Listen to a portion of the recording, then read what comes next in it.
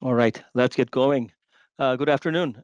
This is a WebEx call, not your typical live broadcast from DBS Spark Studios. We will connect from Singapore and Hong Kong. I'm Taimur Bek, Chief Economist, welcoming you to our August Macro Insights live stream. Thanks to those of you who have logged in and those who are doing it in the process. We will get going. I'm going to start with the topic of the moment, which is not the US, but Japan. We will talk about the US's push toward intervening on the Japanese yen and what that means for global macro. That would be our topic number one. I think we can give discussions on US inflation and interest rates rest for the time being. We talk about it every single live stream anyway. And of course, if you have any major questions on Fed hike possibility scenarios, what's happening with quantitative easing or quantitative tightening, what is expected from the Fed in September, feel free to post questions. We'll give you the QR code in a second, and we can take all that. But I will, during my session, focus largely on Japan's macro and the yen question, which I think is the story of this month, more so than what's happening in Strait of Hormuz or the US economy. Moji, our China chief economist. Hi, Mo. You are connecting from Hong Kong. Hello. Welcome to the call, Mo. So Mo will speak after me, and she will take stock of the latest China macro developments. And then after that, Radhika, hi there. Hi, good evening. Good afternoon, Radhika. So Radhika Rao, our India-Indonesia senior economist, will talk about those two countries, which have had fairly interesting macro developments in recent months, both on the inflation side and central bank reaction function side. So Radhika will certainly check on all that. And as I said earlier, we will take all your questions, and there are two ways of submitting questions. I've already said hello to all of you in the WebEx chat box. You can post your comments, questions there. But our usual traditional ways, of course, Pigeonhole. I can actually been tracking Pigeonhole for the last few minutes. So there are a couple of questions there already.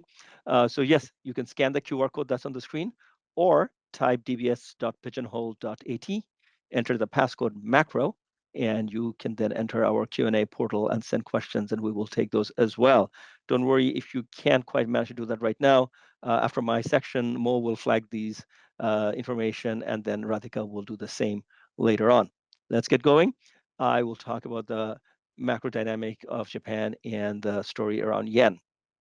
So what I'm going to do is present you a set of slides that take stock of the Japanese economy around trade, inflation, current account, and so on, just to get a sense of where the economy stands on a fundamentals basis, a fundamental based exchange rate valuation, and also some of the market dynamics that's in place, just to appreciate where the Bank of Japan stands, where the central government from the Minister of Finance stand, and also from the US perspective, what it wants to get out of these so-called coordinated intervention measures that it has already carried out and promises to carry out more going forward. So when we look at Japan as an exporting economy, I think most people on this call are aware that there's been a bit of a purple patch going on for Japanese exporters in recent years, aided by the weak yen, partially, but largely because Japan retains a fairly critical backbone of AI-related infrastructure, chip-related production capacity, robotics, and all of those things are very high in demand these days. So Japan, by and large, not just only electronics, but overall has seen very good export demand. But it is actually less interesting, in my view, on how Japan is doing overall, and more interesting, in my view, is who Japan is trading with these days. What you have here is a stock taking exercise, if you will, of where is Japan exporting. Unfortunately, I see a little typo in there. The black bar is not where Japan's exports are between 2015 and 2026, rather 2015-26, 2015-16. We're trying to get a sense of a decade's worth of performance with respect to Japan's exports. So a decade ago, China was an important export market for Japan, well over $150 billion in exports. That has gone strength to strength, reaching almost $200 billion between 2025 and the first 6 months of 2026. You use the same data and apply it for EU, no difference. EU in nominal terms is more or less importing the same from Japan as it was a decade ago, and the US is actually importing a little more from Japan than in the past. But the key point is that while we always think of Japan being the close ally of US and Europe, and in somewhat of a uncomfortable position vis-a-vis China, well, China is Japan's most important export market, as it is seen very clearly. US has been number one, is number one, but in terms of delta, Japan is clearly seeing China as the most dynamic source of its exports. I think this itself is a very interesting development and could inform Japan's decision making in trade negotiations and exchange rate issues going forward. Let's move on. Uh, there is a beyond trade, the big exciting story out of Japan is, of course, that after a couple of decades of being mired in extremely poor inflationary or rather deflationary dynamic, the economy has been reflating quite nicely the last few years. Starting from 2021 onward, inflation has picked up and has been pretty high. And it's not just about CPI inflation that matters. It's the overall nominal GDP is growing substantially. Think about last year. Uh, Close to 5% of nominal GDP expansion. Think about 2 years ago in 2023, almost 6% expansion of the nominal economy just from a substantial amount of above target inflation and also decent real growth. So Japan is a very wealthy economy, is in the frontier of income spectrum. It grows at, and of course has huge demographic headwinds. So you put it all together, it's hard to expect Japan to have more than half 1% growth, even in good years. But if you have 3-4% inflation on top of that, nominal GDP can expand by 4 or 5%. And you know where it really, really helps? It helps when it comes to debt dynamic. Look at this chart. The gray chart for Japan has been a big source of worry for decades. A steady rise in public sector debt, reaching 220%, 230% of GDP just around the time of the pandemic.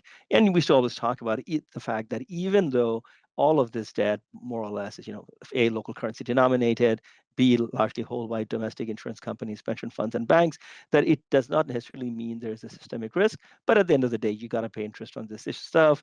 And if you have such a huge debt burden, you suffer from what we call fiscal dominance. You can't really let interest rates go up, and you might have to resort to excessive, easy monetary policy because you are completely, quote unquote, dominated by the fiscal issue of high debt.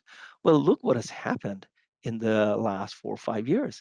Japan's debt GDP ratio has come down quite substantially, thanks to the earlier chart as it shows, healthy expansion of nominal GDP. So inflation, not a good thing, regressive, hurts the poor, all that stuff is true. But at the same time, when you have decent inflation, 2-3% inflation, not runaway inflation that hurts inequality, but decent inflation, and the economy starts running pretty hot, it certainly helps a lot with respect to debt consolidation. The government of Japan has done very little in terms of reining in its primary surplus or reining in its primary deficit or overall fiscal balances. All you see here in this last 6 years of debt GDP ratio coming down is a pure function of the reflation part. The reason I'm flagging all this is I'm thinking this in the context of yen depreciation. Weak yen, high inflation, good debt GDP dynamic, all of these things sort of go hand in hand. If you have a weak yen, you import inflation. Inflation then produces the favorable debt dynamic to push public debt GDP ratio down. All of that gets unraveled if the yen goes in the other direction, as in it starts to appreciate, brings down inflation, which I guess in some ways is good, but at the same time, it brings in the bad, which is the debt dynamic gets adverse. Now, Japan has sort of a one surplus, one deficit story, as opposed to the US, which has the twin deficit story. The current account surplus has been strong, and the last few years, aided by a booming export dynamic, has done very well. And we're talking about 5% of GDP of current account surplus, something that the US administration does not like at all, and has been one of the motivations for the US to say your currency ought to be appreciating, not depreciating. So let's do whatever it takes to make it appreciate, because this large current account surplus is frankly intolerable. Donald Trump's favorite concern. But at the same time, while that has all been going on, the government has not been helping the cause by running still fairly large fiscal imbalances. We're talking about well above 5% of GDP deficit, And as you can see from this data, after some degree of improvements after the massive expansion of the fiscal outlays during the pandemic, it's more or less stalled. And what we hear from the Takaichi government is, of course, more spending on defense, more spending on other parts of the economy, and therefore the fiscal balance will probably continue to deteriorate. So 5% of GDP current account surplus, yes, that does move toward an stronger yen, but then more than five, well, way above 5% of GDP deficit on the fiscal side certainly does not help the cause of the yen. So got to keep this all in mind. So I basically began by talking about what has happened with trade.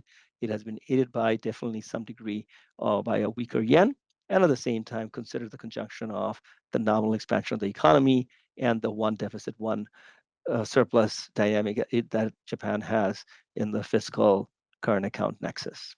All right. So all of this boils down to the exchange rate story. Yes, the exchange rate has weakened a lot, both in real effective terms and in yen US dollar bilateral nominal exchange rate basis. We are talking about yen at levels that we haven't seen in many decades, and the real exchange rate has also depreciated. Note that this is the right hand side of the scale, the gray line on reverse scale. So going up actually means depreciation, just like the yen dollar numbers that I have on the screen. Going up means depreciation. So both in real effective terms and in nominal bilateral basis, the yen has depreciated a lot. Should not be in such territory given how the economy is doing, how booming the asset market has been. But as I said earlier, the fiscal deficit part certainly gets in the way of secular appreciation of the exchange rate, especially when we start talking in the context of rate differential. Look at this chart. This is the Fed minus BOJ policy rate chart against the US dollar JPY rate. So the black line is telling you that the rate differential has come down a lot. So if you just think in isolation, rate differential has come down, this should favor the yen and the yen should appreciate. Yes, that sort of makes sense. But that's an isolated perspective. Look at the longer time series. Over the last 2 decades, there have been periods when the Fed BOJ rate differential has narrowed, and that has led to a substantial appreciation of the exchange rate. Yes, true, but the narrow part was much narrower than it is now. That's the thing. The rate differential between the US and Japan, even at this juncture, after all the rate hikes that the BOJ has done, is still higher than most parts of the last decade. So if we are going to see a sustainably stronger yen, that gap has to narrow much more. I'm not really sure whether we're going to see much more narrowing of the gap anytime soon. Even if the BOJ hikes, it'll hike once or twice by 20, 30 basis points, maybe up to 50. But then what? Does that really make that differential narrow the way it had narrowed in the past? Nope, it hasn't. Let's look at that rate differential from another level, not just a policy-driven rate, but a market-determined rate, 3-month Treasury and 3-month JGB, the gap. Again, it has narrowed, but it was much narrower in the past. It's got a ways to go. And if the market starts getting nervous about the US Fed's reaction function, starts thinking it may have to hike, forget about cut, well, then we go away from that narrowing story to a widening story. I think the market is trying to adjust to all those realities. The Fed may not be able to cut, might even have to hike, and BOJ may have to hike, but will not hike a lot because they are petrified of hiking too much. All of those things combined, I think, is giving the market the view that the rate differential, whether it is market determined or policy determined, will remain substantial. Even on the margin, it is narrowing. So I think that's where we stand with respect to the yen and its direction. So when we look at the effective exchange rates of the yen in nominal real effective terms, and our FX analyst, Chung Will Young, who does the DER valuation, yes, very clear. It's depreciated a lot. It has room for appreciation. Nobody's going to argue with that. But that's a medium-term story in my view. In the short term, given the fact that the country still has 200% of debt to GDP ratio at the public sector level, given the fact that the Bank of Japan is likely to be fairly reticent in hiking rates, and given the fact that the Fed is unlikely to cut rates anytime soon, I think from a rate differential perspective, can't see a very clear cut path to major appreciation of the yen. So yes, if the Fed and the BOJ were to coordinate again, they might narrow the rate differential somewhat. They may engineer, the yen going to 155. Yeah, I can see that. but a sustained depreciation where it goes by 15, 20%, frankly, can't see that happening anytime soon. So what has all this done to the dollar, for example? Well, the dollar is keen to appreciate against the yen. Definitely, that's what the U.S. policymakers think. But is it substantially overvalued? Well, it is somewhat overvalued. Maybe there is some room for weakening of the dollar, but not a whole lot. And that too in a effective basis, not necessarily against the yen. What about, as I was saying earlier, that we need to think about the Japan-China relationship. What about China's effective exchange rates and its valuation? Does it have room to appreciate substantially against the yen? I'm not sure. I mean, when I look at these charts, once we are in the 10% range, it's very hard to say that there's a substantial case for major movement of the exchange rate. So as you can see in the black line, Williams Deere measures as saying that the RMB in effective terms is about 12% undervalued. So there's some room for appreciation. And that goes back to my earlier point, some room for appreciation for the yuan, some room for depreciation for the dollar, net put it all together. Maybe the yen has some room for appreciation, but not a great deal. Just a quick look at our Japan forecast before I conclude and pass the baton to Mo. We are looking at a year, I think that 0.5% growth could well be revised up if exports keep doing well in the second half of this year. Inflation was a worry, but not as big a worry as it used to be. I mean, we're talking about 23, 24, 25. Every year inflation was above 3 or close to 3. This year we're looking at 2-ish inflation, despite the fact that energy import costs have gone up a lot. Overall, other parts of the economy, price pressures are rather muted. Current account, in our view, will probably improve a bit, especially because the trade balance might worsen around higher cost of importing oil, but we are not seeing major likelihood of fiscal consolidation. In fact, in our forecasting horizon, even in 2027, not just this year, fiscal deficit would be in the 6% handle. BOJ will hike a little bit here and there, but hard to see it hiking so much that the rate differentiation becomes meaningfully narrow. We're talking about 25, 50 basis points of rate hike over this year and next, and that's about it. So bottom line, don't expect massive rally of the yen. Don't speculate on the yen from that perspective. If the Japanese economy shows signs of fiscal consolidation, signs of major improvement in its external balances, and some degree of evidence of home bias by Japanese investors who want to now start buying Japanese bonds or get long Japanese equities, yeah, then we can be bullish the yen on a sustained basis. But for the short-term dynamic, I really don't see what would drive substantial appreciation of the yen, notwithstanding the US Fed's deep desire to help the Japanese out in coordinated intervention with cues from Secretary Bessent and US Treasury. Okay, that's it from my side. I'm going to stop now. Mo has a fascinating presentation on China's K-shaped economy. Mo, go ahead. Thank you, Tamo. So now, if everybody has questions, please put into Pigeonhole. So we have the QR code there. You can just scan. So next page, please. So now let's turn to China. A bit different picture, whereas what Tamo has been talking about Japan. So we are seeing increasing divergence within the Chinese economy as a K shape. So regional wise, you can see before it is coastal, exports hub, whereas inland. Now it is innovation hub, like Shenzhen, Hangzhou, Hefei, even Beijing, whereas regions with weak fiscal status. Secondly, if you see the K shape, also in terms of corporate wise, before it is SOE, whereas POE, but now it is large SOEs and leading techs, whereas SMEs with weak financing. And if you look into household wise, before it is high and middle income, whereas low income, but now it is high income urban, tech and engineers, whereas middle income and low income, young graduates. This explains why luxury sales remains good, but mass market consumption remains pressured, given middle income is downgrading. Also, you can look at China's K-shape from productivity-wise. Now it is corporate with AI and automation, with corporates with intensive labor. And mostly, people are looking at China's K-shape sector-wise. It is a divergence between the high-tech, advanced manufacturing, and high-value-added exports, whereas property, retail sales, traditional infrastructure, and low-value-added manufacturing and exports. So China is moving from made in China to smart manufacturing, now to created in China.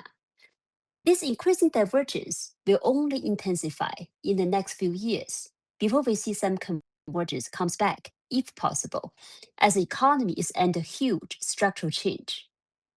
Next page, please. The second risk China is facing specifically is fundamentally because China's economy is built on the real estate sector, but it still remains very weak. The chart on the left, the black line is construction PMI, still in contraction. In the middle chart, primary market sales declined by 3.2% year over year in the June 2026, and year to date declined by 12.2%, still in double-digit decline territory. Most importantly, we look at China's residential inventory. The chart on the right-hand side remains elevated at 32.4 months, meaning close to 3 years in June 2026, reflecting difficulty in real estate market inventory destocking. However, if you see the table there, the green lights are coming from the science and tech city with purchasing power, Shenzhen and Hangzhou, the inventory level at 7.5 months and 9.9 months. Next page, please. Besides the risks about the K-shape and also the real estate, now we want to focus on what are the growth engines for China under this huge structural change. We think it can be categorized into 3 major growth engines. Number 1 is China's securities. 3 securities, all geopolitical uncertainties, have accelerated China's action in uplifting its energy security, cybersecurity, and food security, including expansion of strategic oil and gas reserves, massive renewable energy build-out, semiconductor self-reliance. As a result, first half of 2026, China's power generation from renewables first time over 40% at 41.2%, where coal is below 50%. This is first time as well. Next page, please. Growth engine number 2 is 6 networks. China will be focusing on strengthening its 6 networks: computing power network, logistic network, new type power grid, next generation communication network, water network, and underground pipelines. Worth to note, China's goal on these networks are completely next level, whereas previously so-called smart grid, smart networks. The essence of these networks are AI applications. China has a bold goal of achieving 95% of the Chinese economy embedded with AI in the next 5 years, the so-called 15th Five-Year Plan. And these 6 networks play a critical role. These 3 networks, securities, and 6 networks are intertwined, and this will be important growth engines in the 15th Five-Year Plan ahead. One example, next generation communication network from current 5G, 6G, China's building for 10G, along with all those satellite networks. Next page, please. Growth engine number 3 for China is technology. We have been knowing China's technology contributes to be one of the major growth drivers now, benefiting from talent dividend, energy dividend, and manufacturing dividend. We are seeing China now owns the most AI supercomputers, leads in AI patents, leads in chip manufacturing, and robotics production and adoption. Beyond this, we also want to touch a little bit on China's RMB strength. And this is something market has been not expecting for 2026. What has happened? It strengthened by 3.6% in 2026 year to date, with dollar only appreciates around 1.7%. Why is that? We think there are four major reasons. Number one is trade surplus. First half, China's trade surplus over 570 billion US dollars. If you remember, last year 1.3 trillion US dollars, the year before 1 trillion US dollars. There is a need for the currency to strengthen. Secondly, it's about cross-border payment system. We see this RMB usage has been increasing, and it is increasing significantly at around on a daily turnover at around 781 billion RMB. The third one is about capital inflow into China, especially from the bond side. And the fourth is about PBOC's policy. They kind of support this strengthening, but they also say China supports two-way. But by the end of the day, we see the currency has been strengthening one way through now. So this is my presentation for both China's opportunities and risks, and also the recent RMB stress. Back to you, Tama. Thanks, Mo. Mo, since I have you here, can I ask you a Mhm. couple of questions on Hong Kong?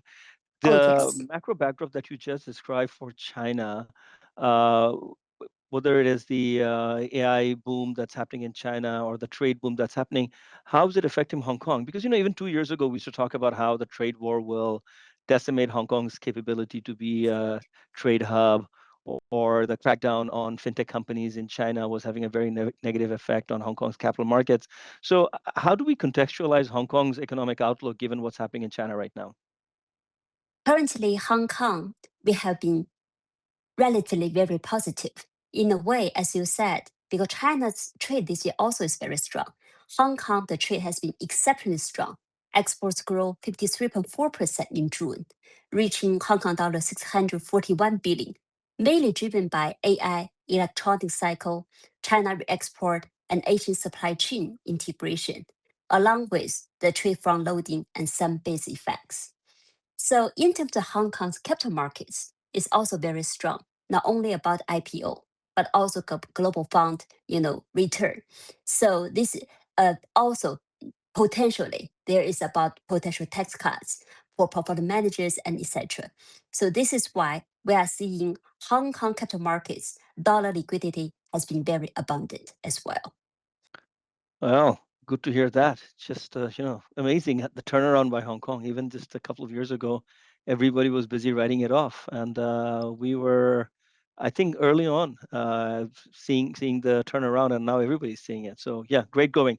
Mo, please stand by. There might be some questions later on, but for now, Radhika, your turn to go over India and Indonesia.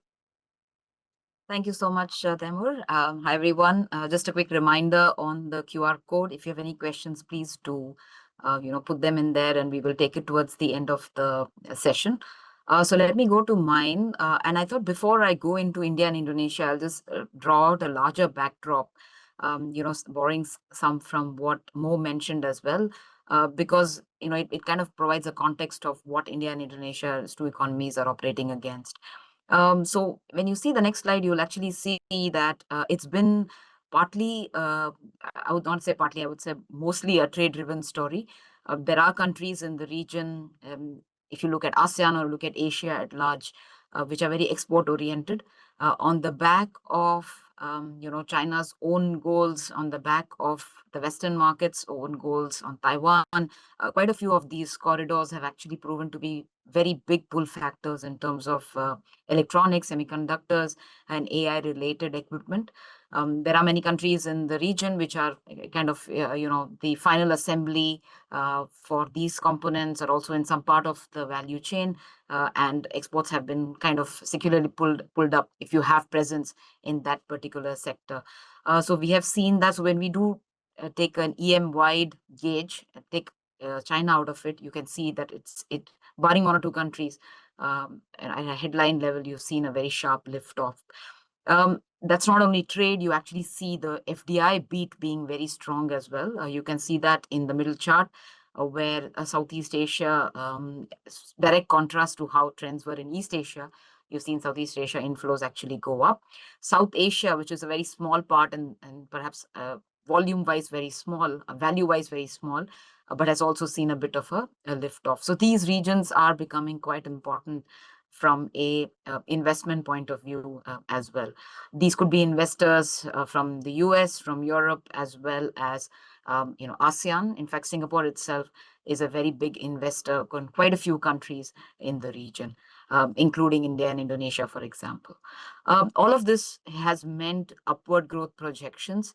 There was a bit of a trepidation, say around April, June, because of the Middle East crisis, that growth would slow in the region. But when we compare the current numbers to what happened in what the late 2025 forecasts were, you can see that almost everywhere there's been an upward revision, barring perhaps China. You have seen the strongest lift in countries like Taiwan and Singapore. In fact, internally we've been discussing this, and Temur likes to highlight that as well, is that Singapore's growth is almost emerging market-like in terms of the pace, at being 5% plus for 2-3 consecutive years now. On a quarterly basis, the lift rate has been stronger. So you can see that across region, there's been a positive impetus as compared to what we had seen late 2025.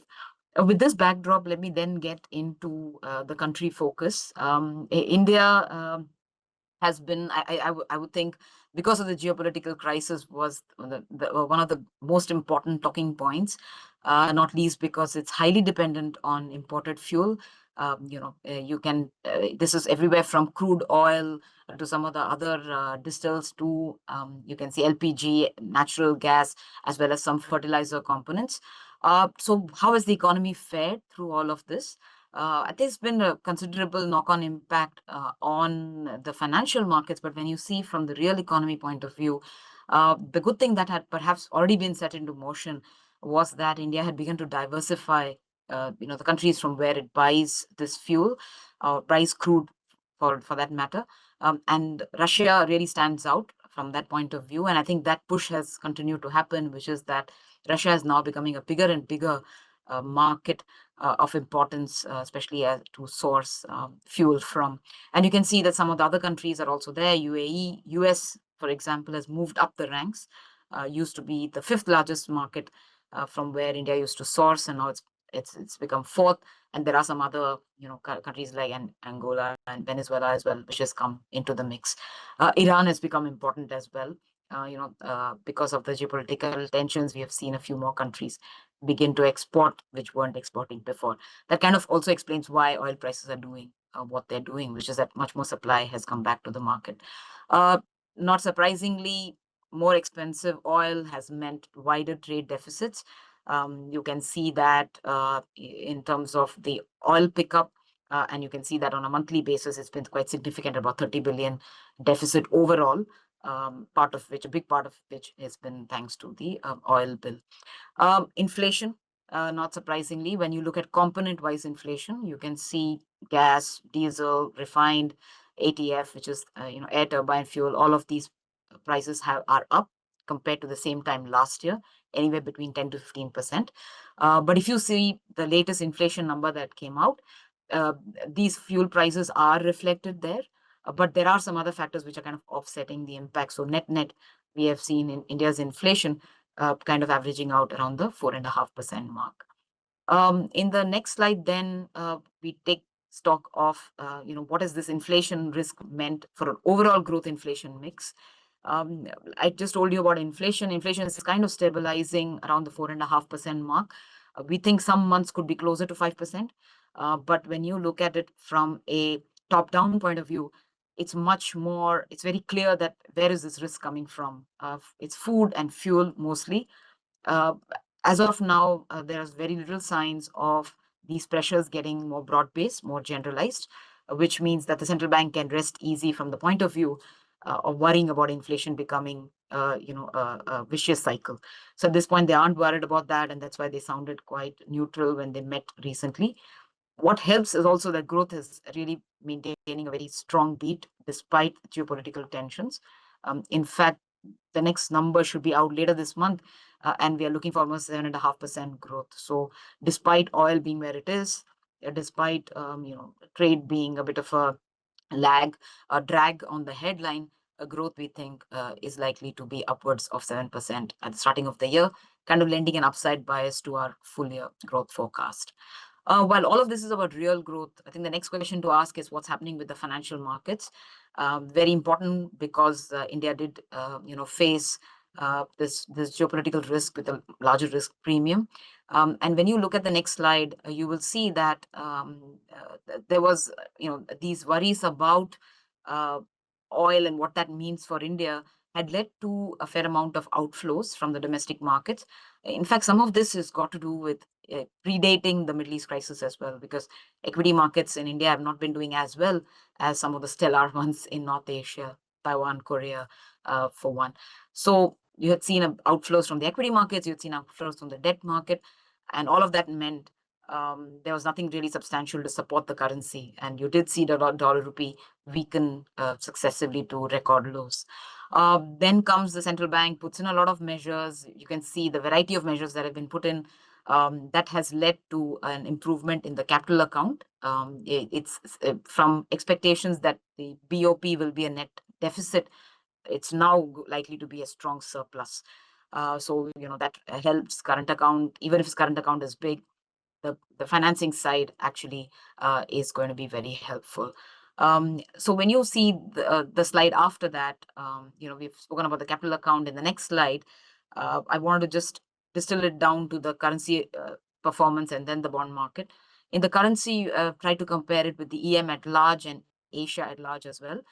I would say the rupee has not gained all the ground that it has lost this year. But I think from a 8-9% kind of depreciation at one point, we are now closer to about 6% down for the full year.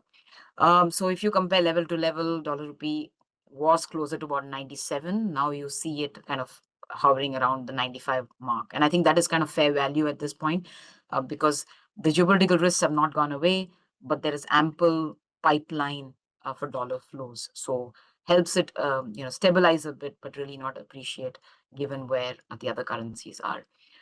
In the next slide is about the bond markets, in putting rupee into perspective. I told you a bit earlier that there were equity as well as bond market outflows.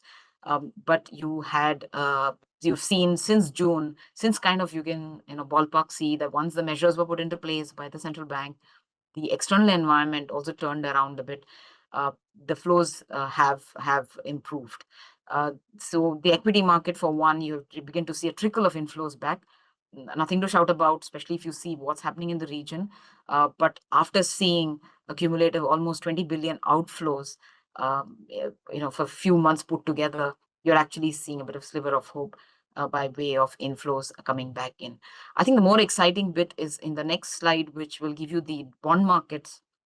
And bond yields have kind of, if you see the short end, so in the top chart, the bond yield curve is below where it was in the middle of the Middle East crisis. But you can see from the belly to the long end, we are kind of converging with where rates were going back to pre-Middle East crisis levels. So faring well. The mood has changed. It's an high-yielding, bond market. So you've seen inflows come in quite sharply. These inflows you can see in the chart below, that in the extreme right for June, July. In fact, June, July put together was at a record high in terms of monthly record high. What was that driven by? Driven by two main factors. The first one being that you had really seen the government or the central bank actually take some, ease off some restrictions. So the slide has just gone by, but we'll come back to that in a bit. So what you've seen is that the RBI and the government had actually helped open more securities to foreign participation. So we had seen that, well, that was a big positive, and that was expected to lead to Indian bonds being included in global benchmarks. JP Morgan already has India, Bloomberg also already has India, FTSE, Russell also does, but Bloomberg Global Aggregate, that was expected to add India on. But then, we had subsequently a review, and then the Bloomberg said that they're going to wait a while. They're looking for a few more things to fall into place. The government is actually planning to talk to them to figure out what is it that was, stalling the process. But expectations of this inclusion kind of spurred very strong interest in the debt market. Apart from foreigners, banks domestically are also beginning to buy bonds after a hiatus, and that's thanks to this positive ripple effect that some of these schemes have brought in. So net on the equity on flows have come back. That has helped the currency stabilize. I wouldn't say it's appreciated too much, but it's kind of stabilized. And the bond market has certainly seen a stronger interest. And I think more these schemes bring in dollars, the part of that will be parked into bonds, and that will continue to fare better. And this is all happening against a backdrop of geopolitical risks being very much present. And because of that, there might be some incipient fiscal pressures. Let's go to the next one, where we will then shift gears going to Indonesia. And I think while India was one part of the story, Indonesia's was a bit different in the sense that there were, yes, a global environment which wasn't very friendly at all. But there were a fair amount of domestic developments which had kind of punctured enthusiasm among investors. I've just tried to highlight a few here. The country's sovereign ratings outlook was downgraded earlier in the year. That left the financial markets in a very skeptical mood.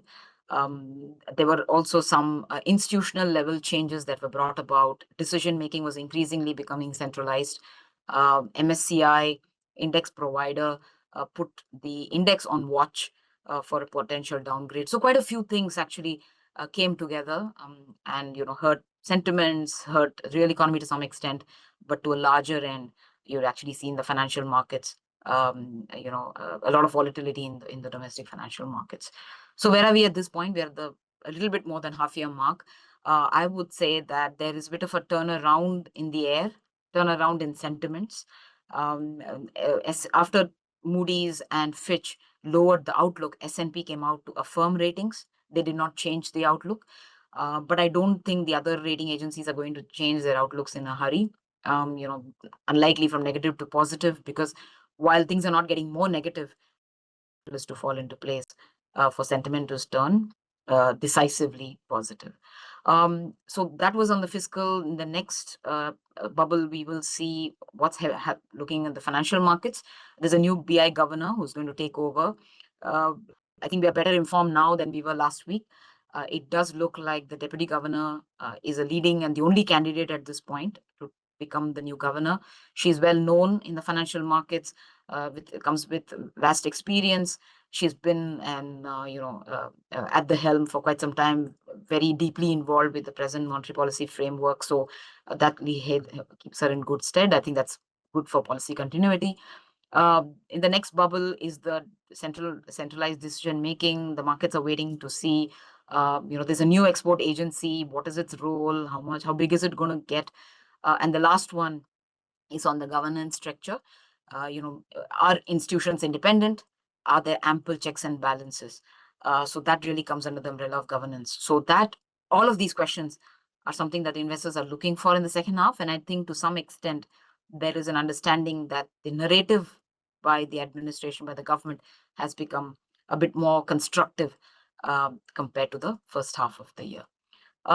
Shifting gears then to the growth and what we think of what's happening on the ground. Regardless of all these risks, geopolitics, growth in Indonesia seldom slows below 5%. So in the first half of the year, growth kind of held at about 5.4, 5.5 on average. What has helped growth keep this strong beat? The government has been spending. The government spending has actually never before, at least in the past decade and a half, have you seen this strong spending at the starting of the year. Under the present administration that had happened, that has been a big support for growth. Apart from that, there's a general shift away from goods and into services.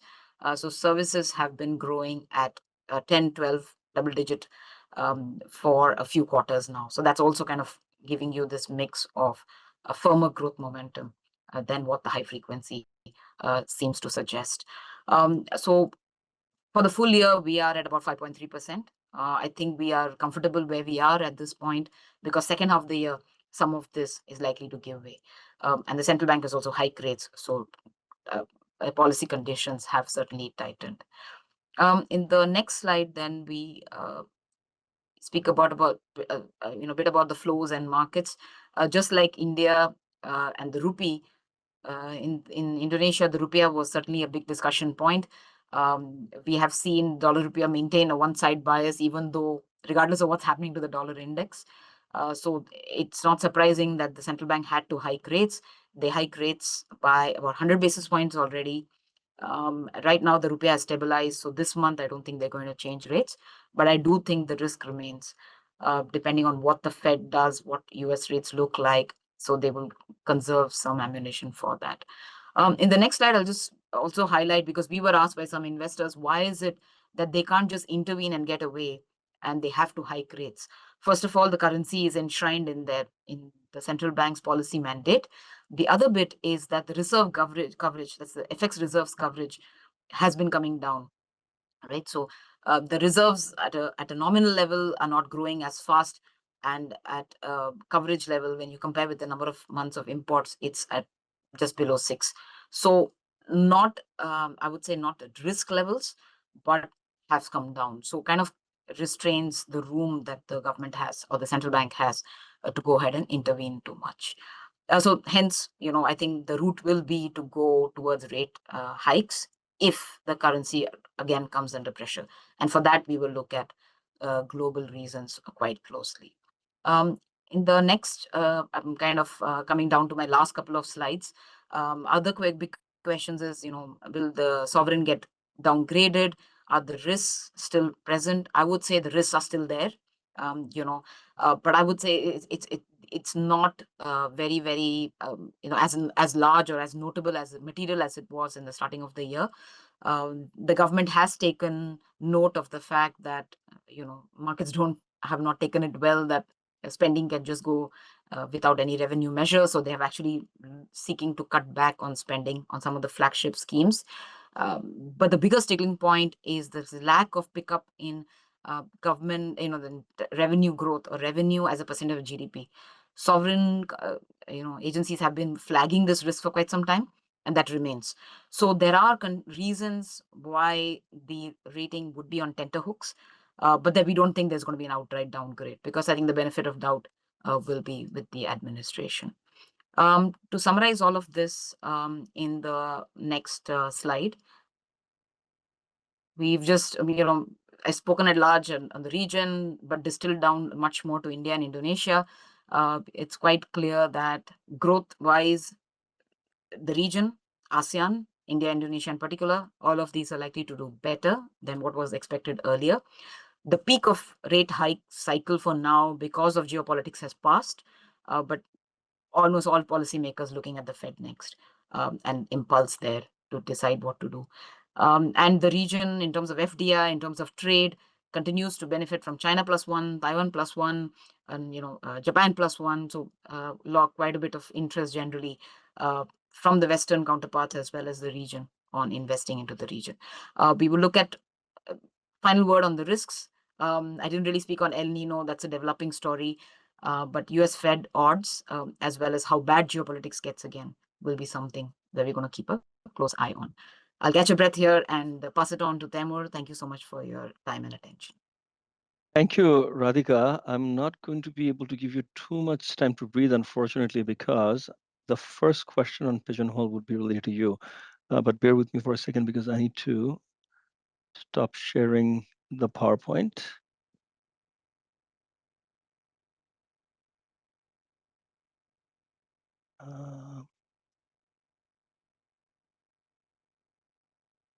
Okay, can you guys see the... No, you can't see it. Okay, now I'm going to share. All right, here we go. All right, Pigeonhole time.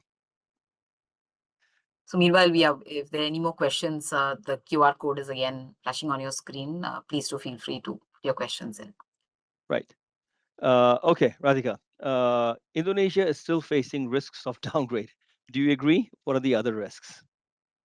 I kind of took this question as I was discussing the slides, but I'll just reiterate that the risks are still there. If I would say the soft points that the rating agencies have raised continues to play out in the background, but that's not something, a problem that can be resolved in a year or two.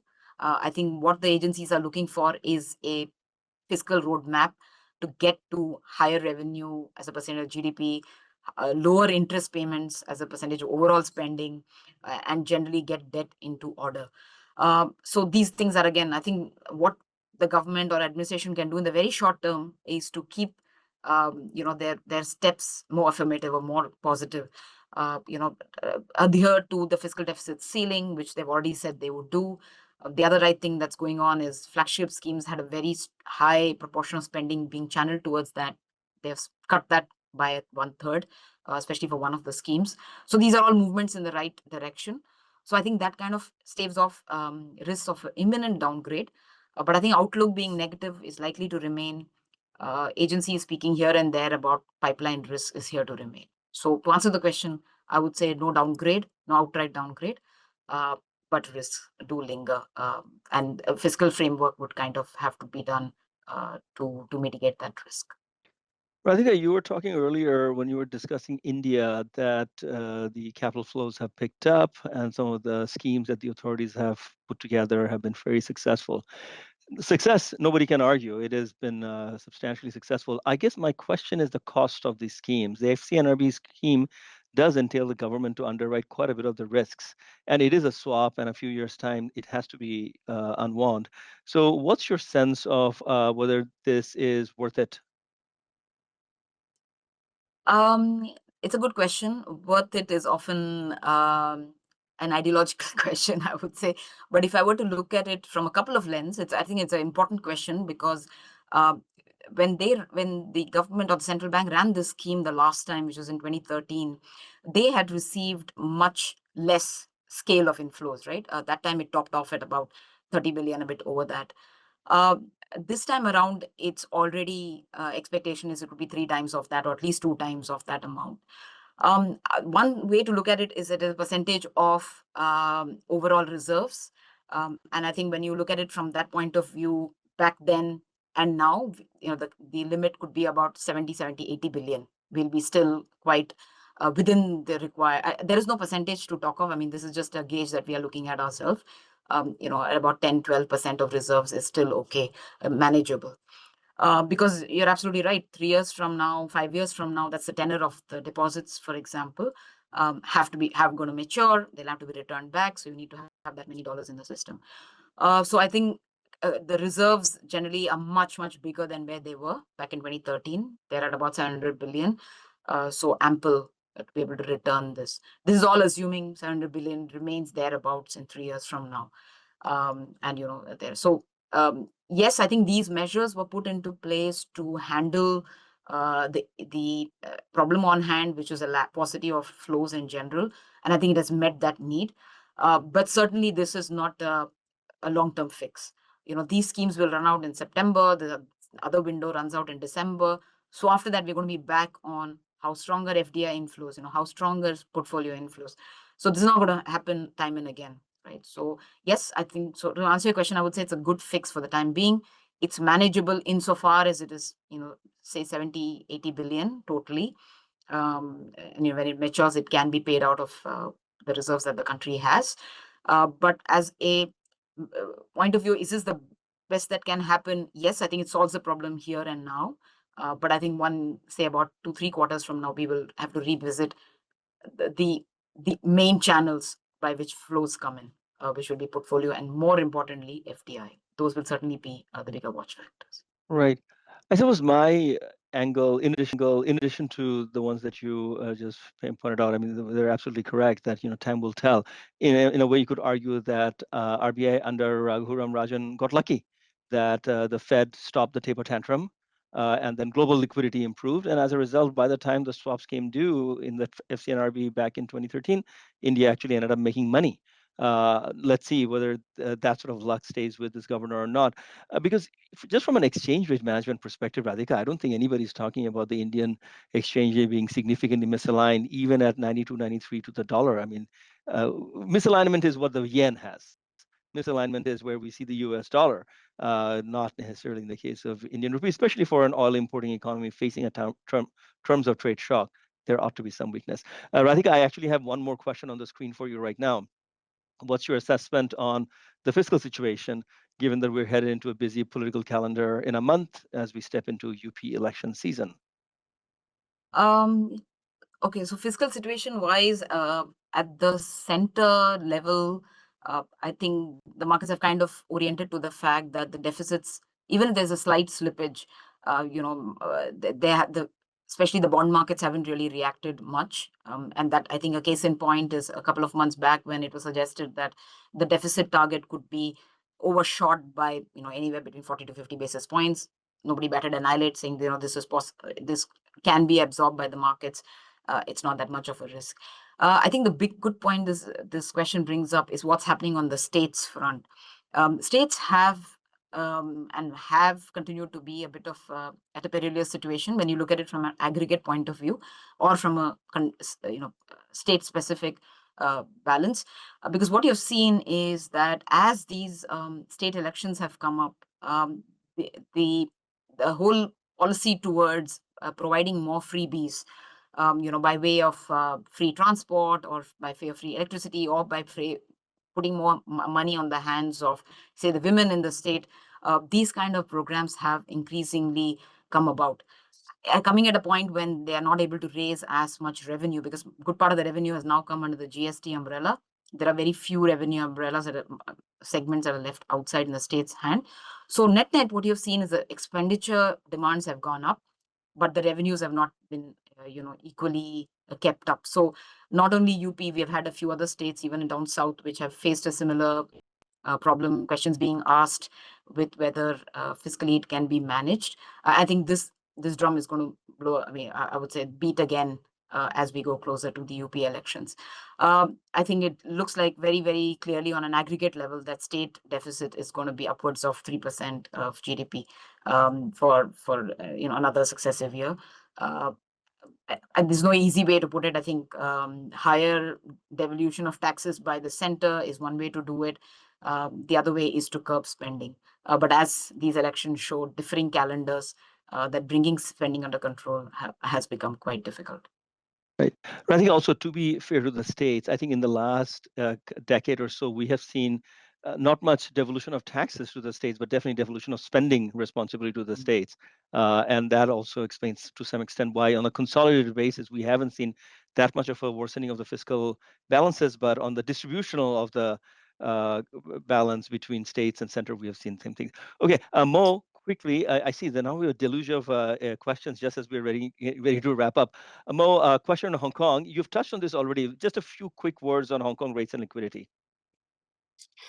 For Hong Kong rates, so currently we see Hong Kong rates has been relatively stable, but where 1 month HIBOR is around 2.6%, and then you see there's further upside, amid strengthening growth momentum and higher for longer Fed fund rate as a result. So it may cause some asset market correction under this higher rate environment, or some the government intervention as well. Very good. Nice and crisp. Just exactly what the doctor ordered with 2 minutes to go before the call. I'm just going to quickly, okay, there are some questions on Japan's strategy on India. I think we can save that for another day because we will have India-specific discussions later. Let me just take a quick one on the dollar, and we'll have to sort of end it on that one. What's the dollar view post CPI? The dollar view is one of weakness.